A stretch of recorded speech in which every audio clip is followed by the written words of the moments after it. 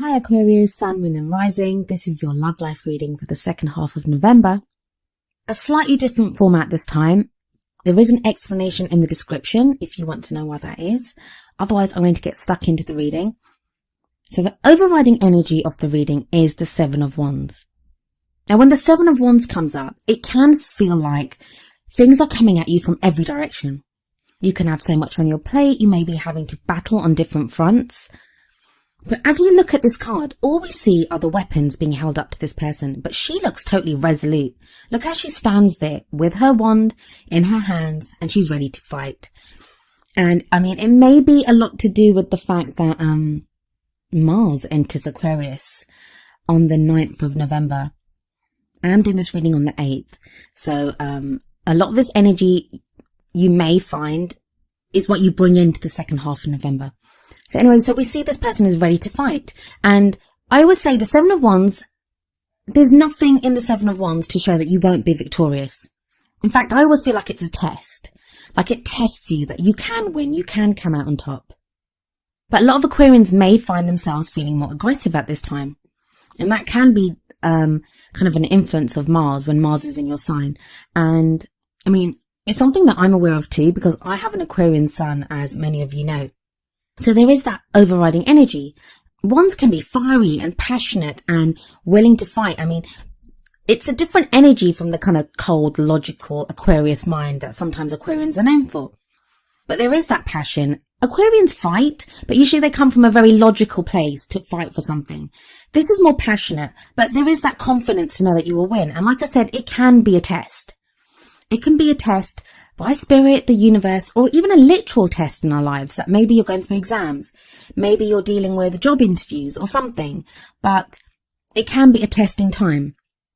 Now, what's at the heart of the reading, which is a very interesting card, is the Ten of Cups. And the Ten of Cups is the happily ever after. Now, if you're not living your happily ever after right now, this can be your kind of eye on the prize. Like, this is where Aquarius wants to go. Who says Aquarius is all cold? I mean, I know I just said it, but I know Aquarius can be known to be that kind of cold, analytical, kind of withdrawn. We can detach from our emotions, but this is the opposite. It's like we want that. So Aquarius wants that happily ever after, wants that, this can be also to do with reunions, gatherings, social meetings, groups of people, and that is very Aquarius, being in a group of friends. But it's, in a love life reading, it usually indicates the happily ever after. And I feel like that is very important to a lot of Aquarians. And that's a huge thing for Aquarius to admit. The kind of past energy that you're bringing into the second half of November, Aquarius, is the Two of Swords. The Two of Swords can talk about conflict, can talk about being defensive, being afraid to move forward, protecting yourself. I mean, look at the way this woman has those two swords held out, and she's like on her tippy toes like a ballerina. And she's blindfolded, and it can be that whole, like, you know how kids are like, you know, like, I don't want to see it, I don't want to see it.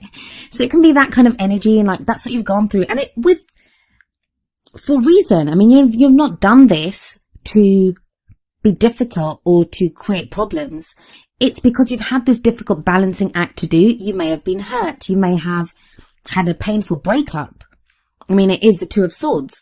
And that's caused you to protect yourself, to not get involved with people, to not allow love into your life. Very new energy coming in now. We have the Ace of Pentacles energy, and that's in your present. And that's kind of causing you to get very real, Aquarius. It's causing you to be very real. In a general reading, this would normally be a new way to make money, maybe a new home. It's a new practical beginning. But in a love life reading, it can be a new, getting very real about your love life, like the practical side of it, but wanting to begin afresh, wanting to begin anew. It can be that real, earthy connection with someone else. I love the energy that comes in the future. I think for those of you Aquarians that have been working really hard to get in a good financial situation, and that Ace of Pentacles can show that maybe you've been receiving returns on work that you've been doing in your practical life. It feels like you've got your ducks in a row when it comes to work or money or savings or investments or whatever that type of thing is. You have your ducks all in a row.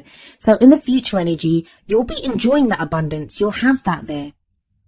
You'll have mastered that side of like the practical energies of it. You'll be feeling more grounded.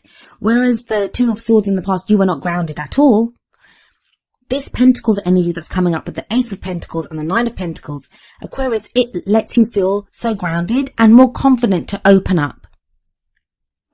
I mean, the Nine of Pentacles, it can show being alone. I mean, this woman's by herself there, but she's not afraid. Like, look at her. She's like got her huge kind of bird of prey in her arm. Like, that's not someone that's afraid. That's someone that's mastered that. She's mastered falconry at least. So, you know, that's someone that's not afraid to deal with their more animalistic side. Like, you know, the Nine of Pentacles can show a gilded cage sometimes. So don't be a loner, Aquarius. Like, get out there. If you've been done all the work, and this may be not just work, like job work. It may be work that you've done on yourself, work that you've done in a relationship.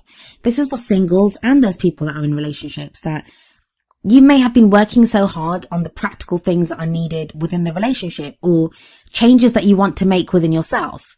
That's all done. You have the Nine of Pentacles. The only way to achieve completion of that. And the Ten of Pentacles energy is very similar to the Ten of Cups energy. It's that happily ever after feeling. It's that support and connection and, you know, legacy, building something, that future that you've always wanted. It's that kind of feeling. But the only way to do that is to get out of the garden.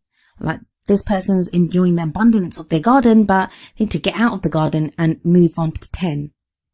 And I kind of feel that's like with Aquarius, that you've been making great movements through a lot of your life. You've been stuck for a while now. I know that. But there is movement now, but it's like love life is still not falling entirely into place. But you have the Seven of Cups. Now, for some people, when the Seven of Cups comes up, I will tell a lot of people that, you know, don't get lost in fantasy, don't get lost in delusions. It can be really easy to do that.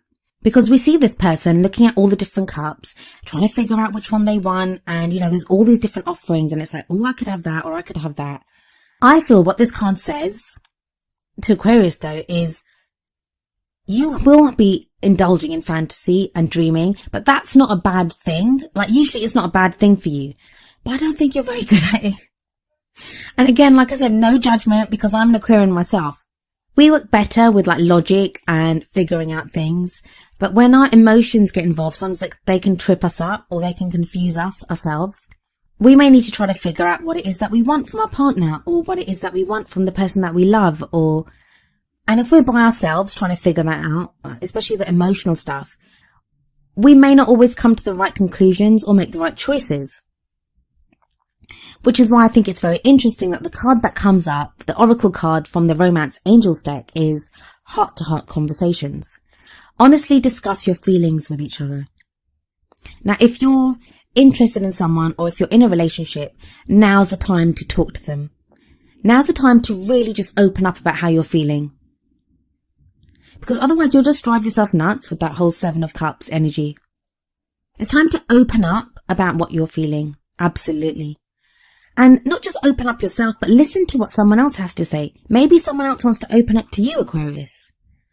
Listen to what the other person says to you. That's going to give you the answers that you need, better than anything you could figure out yourself. Better than anything. So if you have the opportunity, please try to speak to the other person.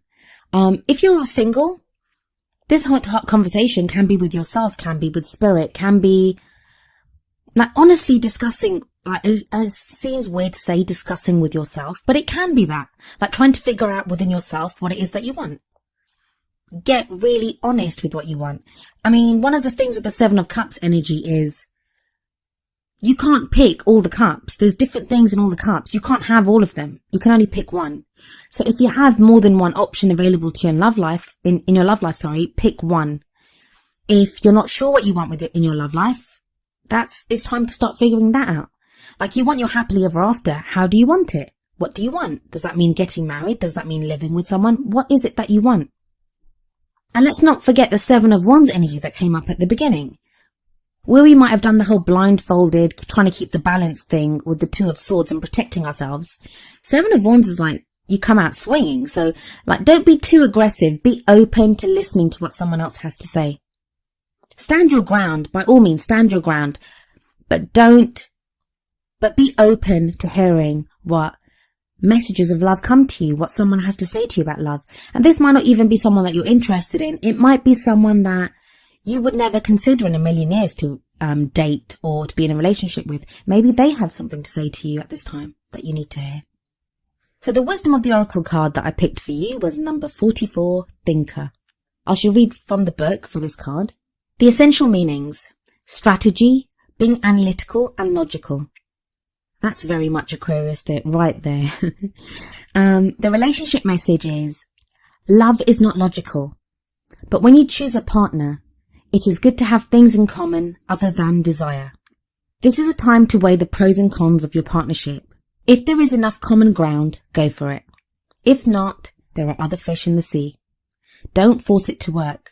And should others tell you who they are, take them at their word. Now is not the time to indulge in a fantasy, no matter what. In this case, the facts are the facts. And that's very much echoes what I was saying about the 7 of Cups and the heart-to-heart conversations.